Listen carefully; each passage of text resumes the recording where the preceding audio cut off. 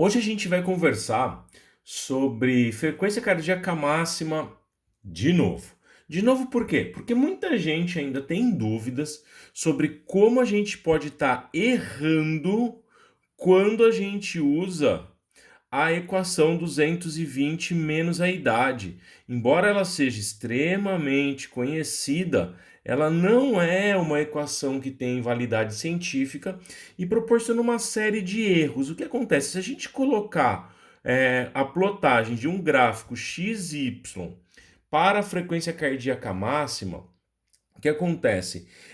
Se a gente colocar aqui a idade, tá, das pessoas e aqui a gente coloca o valor em BPM, enquanto imagina que uma situação real fosse alguma coisa perto disso daqui, ó.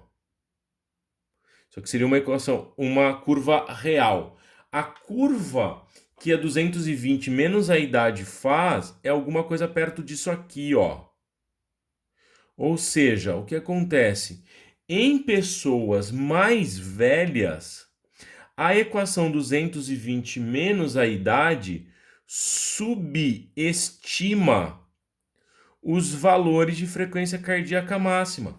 Consequentemente, a equação 220 menos a idade também vai proporcionar um erro quando a gente for realizar a prescrição dos exercícios físicos, considerando obviamente a possibilidade da 220 menos a idade. Então a gente tem que tomar muito cuidado quando vai prescrever treino, porque esta equação aqui ela subestima os valores de frequência cardíaca máxima para idosos e ela superestima os valores de frequência cardíaca máxima para crianças.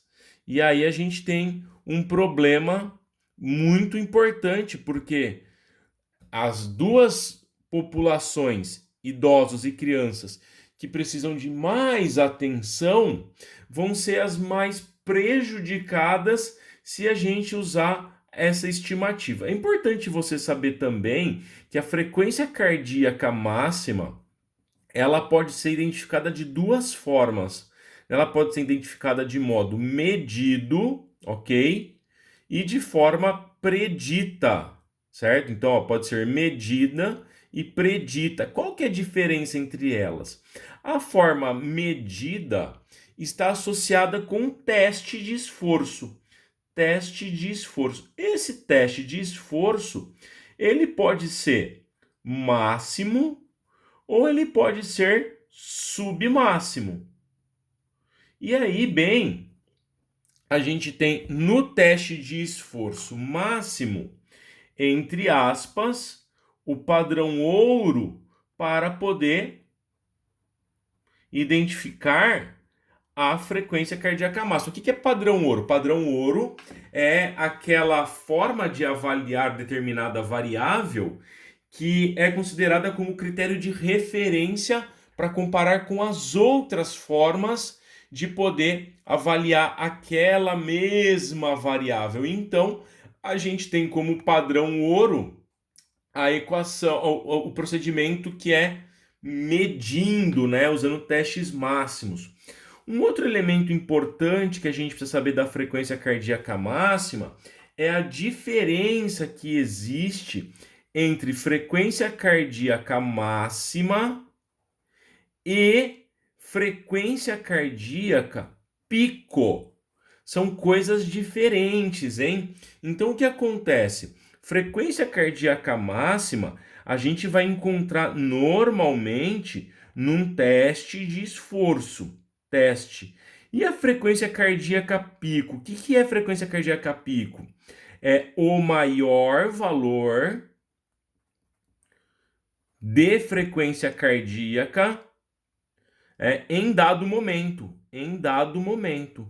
Então, o que acontece? Se você medir a tua frequência cardíaca num período noturno todo, o momento que você tem o maior valor de frequência cardíaca neste período noturno é frequência cardíaca pico.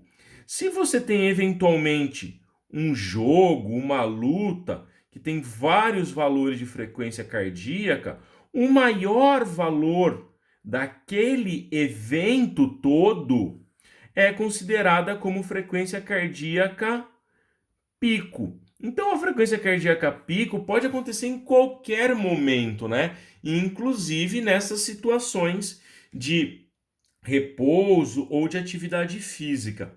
Bom, em um teste incremental, o que a gente normalmente vai encontrar? Quando a gente começa um teste incremental, a nossa frequência cardíaca vai subindo ao longo do esforço e depois de dado momento ela continua subindo, mas ela sobe numa taxa menor.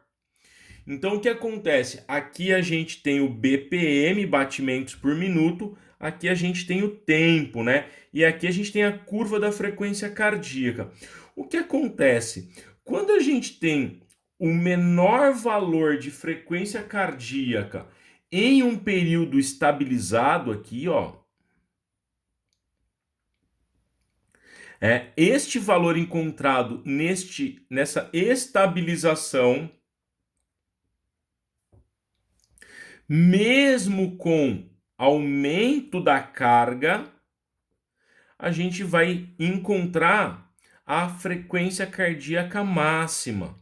Ou o maior valor em um teste incremental também é considerado frequência cardíaca máxima. Por quê? Muitas pessoas, quando vão fazer um teste incremental, a frequência cardíaca vai subindo, subindo, subindo, e a pessoa não consegue ter estabilidade, baixa aptidão física, por exemplo, então ela já desiste do teste aqui, ó. A gente não tem este momento de estabilidade. E aí foi o maior valor obtido, né? Se é maior valor, é frequência cardíaca pico. Mas como foi no teste de esforço, a gente vai considerar ela como a frequência cardíaca máxima no teste. Então, o que acontece?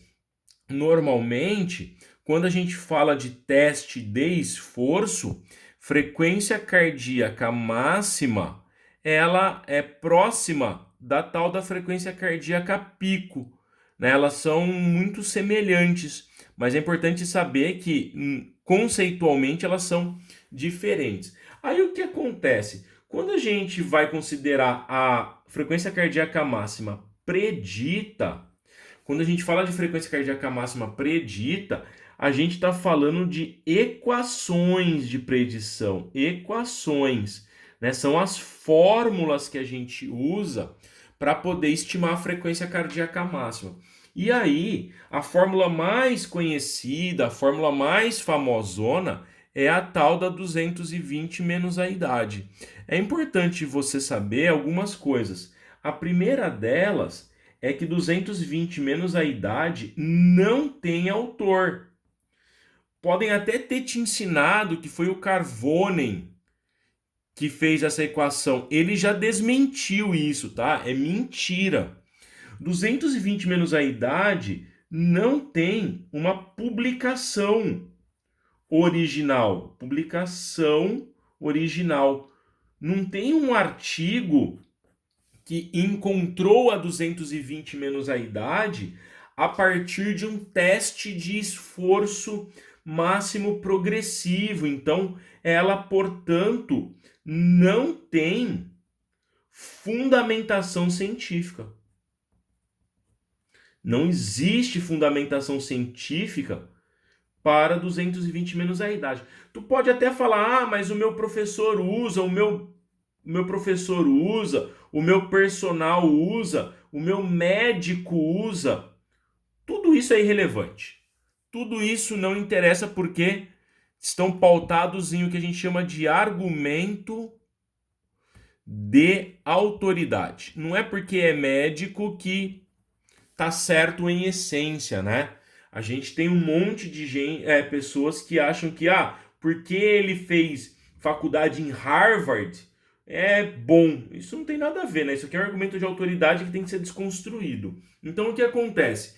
Vamos pegar só um exemplo para você ver o quanto a 220 menos a idade pode atrapalhar, considerando aquilo que eu expliquei aqui lá no comecinho com os idosos. Lembra que eu falei que 220 menos a idade dá ruim para idosos?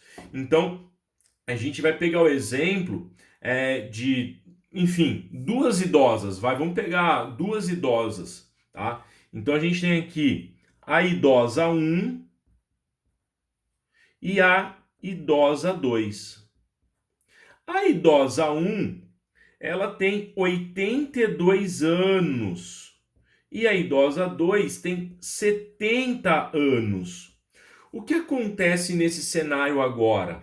Se a gente for considerar que essas idosas são saudáveis, tá? Então elas são saudáveis, elas não usam medicamento cardiometabólico, nada que modifique a pressão arterial, elas são saudáveis. Se a gente for usar a equação 220 menos a idade, a idosa 1 tem como frequência cardíaca máxima 138 BPMs. E a idosa 2 tem como valor de frequência cardíaca máxima 150 BPMs. Então, notem que a gente estimou os valores de frequência cardíaca máxima dessas duas senhorinhas. Aí o que acontece agora? A gente vai ver uma outra equação preditiva, uma equação que é alternativa a essa e que ela, inclusive, tem diferença para sexo masculino e sexo feminino, né? Nesse caso aqui, eu vou mostrar os dados da equação Hunt para o sexo feminino. Se a gente usar a equação Hunt para o sexo feminino, essa idosa de 82 anos vai ter como frequência cardíaca máxima 160 BPMs. E a idosa de 70 anos vai ter como frequência cardíaca máxima 167 BPMs. Então você pode até falar, é pouca diferença e tal. 20 BPMs aqui, ó, é pouca diferença. Isso é inadmissível, né? Quer ver um exemplo prático desta diferença, onde ela nos leva?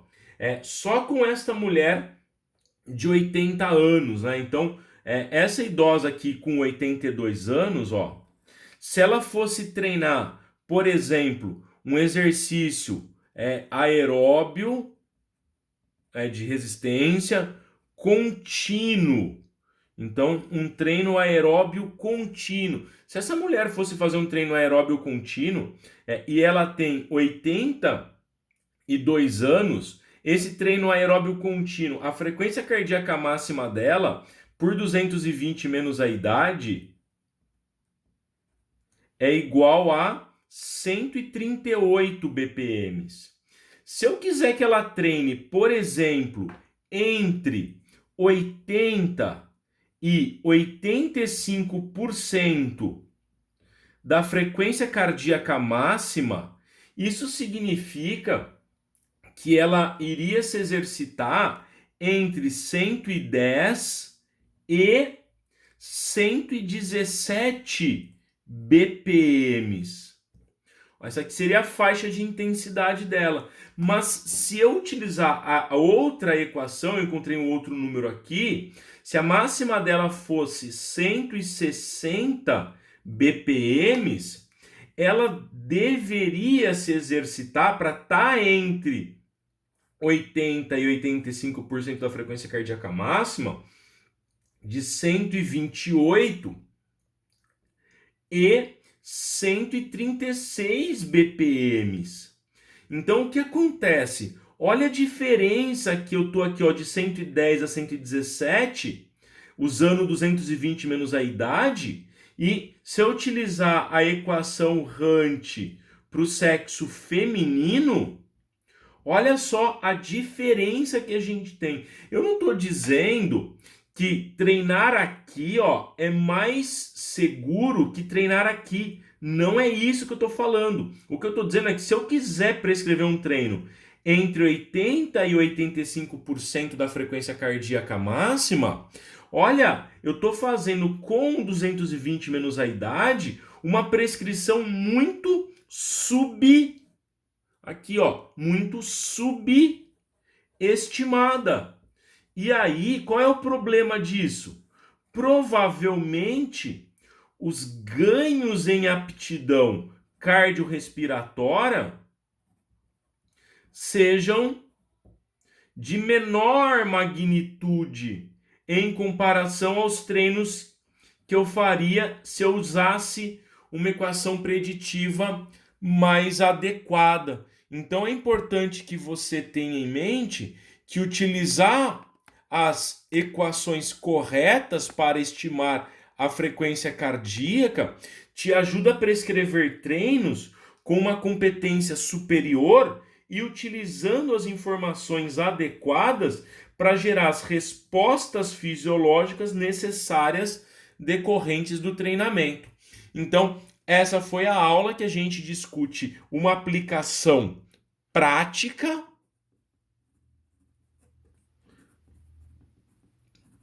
da frequência cardíaca máxima, mostrando que o motivo pelo qual 220 menos a idade é errado e que esses valores aqui não são semelhantes como muita gente pensa. Grande abraço do Fabrício. E se você gostou dessa aula, deixa o teu comentário aqui embaixo. Forte abraço e até a próxima.